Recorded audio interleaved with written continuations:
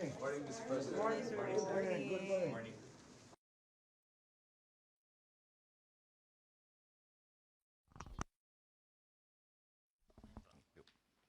Well, so far so good. The yung mga the things that we plan to talk about with the president of Indonesia, President Joko Widodo, lahat ng issues that we expected to be raised with us, na hindi naman issue, but the subjects that we expected to be raised, we did, pero nalampasan namin yung plano. We started talking about other things besides. We would so we talked about the what we will plan to do in ASEAN, the ASEAN conference coming up in November, and the position that Indonesia will take, the Philippines will take in on different subjects. He raised the subject of Myanmar, and again, the part that ASEAN that we discussed. What do you think ASEAN should do? And we came up with some ideas, and I think these will all be raised in the conferences in November. We actually the main subject was to be trade, to continue our long-standing relationship. The trade between Indonesia and the Philippines increased by 50% in 21. Yun lamang, there's a trade imbalance really between Indonesia and the Philippines. So I said we should find ways to turn that around. And I brought up the subject of agriculture, again, because that is, in my mind, a very important subject that needs to be discussed. And we talked about the possibility of them supplying us with fertilizer, with urea, of Indonesia increasing its trade also for our energy, because much of our coal comes from Indonesia. And there was a time a few weeks back where they stopped export of coal. Nakiusap tayo sa kanila at sinama naman tayo dun sa listahan na bibigyan nila.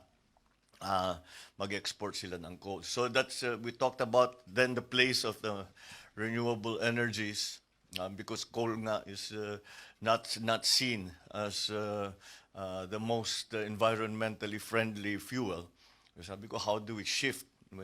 How does Indonesia plan to shift to renewables? So yun, pinag-usapan din namin yun. But I think the most extensive subject matter was in fact PPP.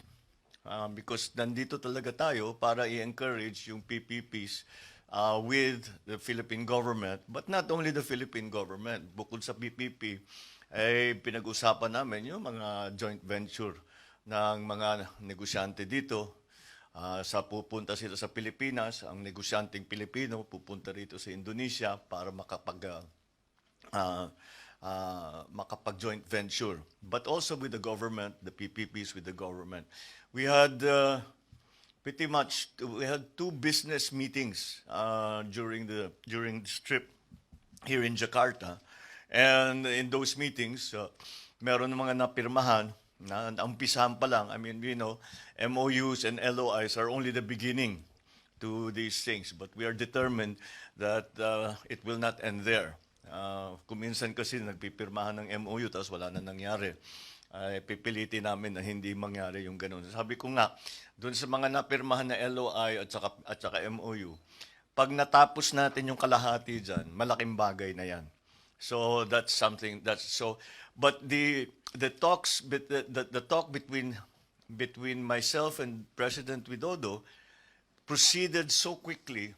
Umabot na kami doon sa organization ng mga task force at the technical level, which generally you don't get to in a state visit. Usually, pag-uusapan yan, yung mga ministerial level lang muna. O mag-uusap, our group will come and talk. Sabi niya, wag na tayong dumaan dyan.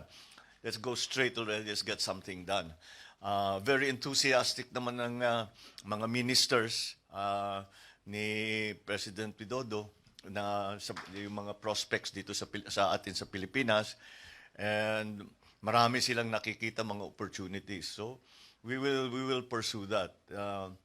And so I think I would describe the trip as more productive than we had expected.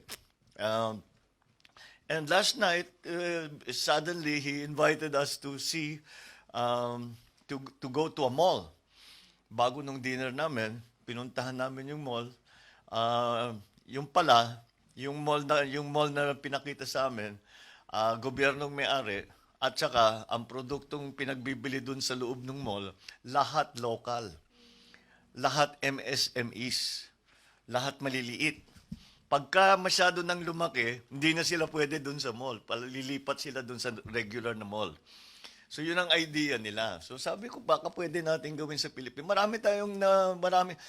We had a very good exchange of ideas. Sabi ko naman, sa Pilipinas, ganito ginagawa namin. I was describing yung OTOP, yung one town, one product. Sabi ko, pero maliliit, so kailangan turuan. And nag-agree na naman kami. Sabi niya, oo, kailangan nating turuan yung packaging, yung market, kung ano yung hinahanap sa merkado, how do you business plan, yung mga ganong klaseng bagay. Pareho sa atin. Kaya the parallels between the Indonesian experience and the Philippine experience are very evident. So we will build on that. We will build on that. Ang maganda nito, Jakarta, Indonesia, long-standing 73 years na tayong mag-partner ng Indonesia. So meron talagang tayong pundasyon na maganda na we can build on to develop all of this. So last night we had dinner with some of the biggest businessmen here in Indonesia, and again all of them are very enthusiastic. Sabi nila we haven't been able to come into the Philippines properly because nung pinaplano nila, nag-pandemic, kung ano nangyari, and PPPs weren't really being encouraged in the previous years. So sabi ko, nagbago na yan. So come to the Philippines. So they all committed naman to, many of them are already actually involved in the Philippines. So sabi niya, palalakihin nila yung kanilang involvement, gusto nila mag-expand. But yung translation from the Jakarta experience to the Philippine experience, madali lang eh. Hindi mo masyadong kailangan baguhin. Siyempre, ibabagay natin sa Pilipinas, but again, the experience, we are so close in many ways, geographically, ethnically, culturally. So madali talaga ang interaction namin. So I think that's why it went very well, and that we were as productive, and we advanced the talks very, very quickly. So that's I think that considering we were here for a day and a half, working for a day and a half, marami rin tayong nagawa. At meron tayong nagawa na hindi natin ini-expect na mangyayari. Wala sa schedule, hindi sabi natin, we are not going to talk about, wala kaming planong pag-usapan to, pero napunta ang usapan doon. So even security arrangements, defense arrangements, yung mga joint na natin sa Indonesia. And then the one thing that I was very interested in was on the delimitation talks between Indonesia and the Philippines. First of all, we had delimitation talks yung pag-establish ng baseline. Kasi tumatawid yung EEZ natin sa Indonesia, kaya nagkagulo ng konti. Pero naayos natin yon.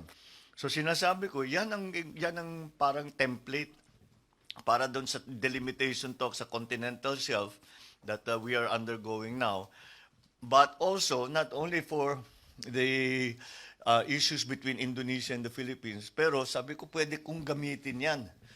Pwede natin gamitin yan pag iba, kahit na iba yung kausap, na delimitation talks na ganyan. So, as I said, we should show it to the rest of ASEAN as an example that it is something that actually it can be done. It can be done basta't nag-uusap kayo with a bilateral agreement. And so there are we covered pati RCEP na pag-usapan namin. Yung pag-ratify ng Pilipinas sa RCEP, which is going to be very high up on the order of business of the Senate after the budget is passed. So marami more and many subjects were brought up, were spoken about in much more detail than we had expected, and whatever discussions we had progressed really rapidly from the usual pleasantries na yung mga ginagawa kuminsang pag state visit. Nalampasan namin kaagad yun. Dahil nga, ang experience ng Indonesia at saka ng Pilipinas, makikita mo na talagang there are many parallels. So we will take advantage of that. You are inclined to present the same strategy to China with regard to settling our dispute in the West Philippine Sea. Well, I think it is worthwhile to explore, at the very least, because it is one instance that this kind of discussion, we came to a conclusion and we came to a resolution. So we should try it now. Hopefully it works. If it doesn't work, we'll try something else. But at least we have we have a beginning point. That's what I see. How I see it. Oh. Ay, sir, investment Oh, agreement lang po. Ano? Sir, investment agreement lang po kung magkano po yung expected natin after the roundtable. Hindi pa nga tayo umabot sa technical the areas na nakaplano natin pag-usapan, napag-usapan natin. Pero there were other areas na we did not plan to talk about but we ended up talking about. So wala pang ballpark figure ng how much will you be bringing home to the Philippines from Indonesia in terms of investments? Well, we haven't done the sums actually. We haven't put it together yet, but it is going to be quite significant. Yeah. Are there going to be immediate benefits to the Filipinos? Ito po mga nasarang deals or at least those agreements that have already been signed? Some are expansions to what are already the operations that are already ongoing. So mararamdaman ka agad yun. The others are quite long term. Can you tell us some of those that can be felt immediately, Mr. President? Well, some of them, especially sa manufacturing, sa transport, palagay ko kaagad yan, meron na tayong magagawa. Pati yung tulong nila sa energy, that is going to be immediate. Yung sa pag-import natin sa kanila, pagbili natin sa kanila ng agricultural commodities, pati nagpatulong ako sa fisheries kasi obsessed ako dito sa Pilipinas, nag-import ng galunggong.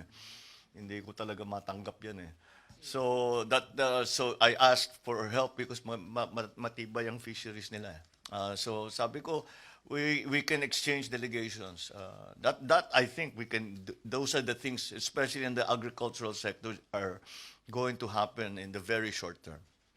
All right, sige, salamat. Thank you.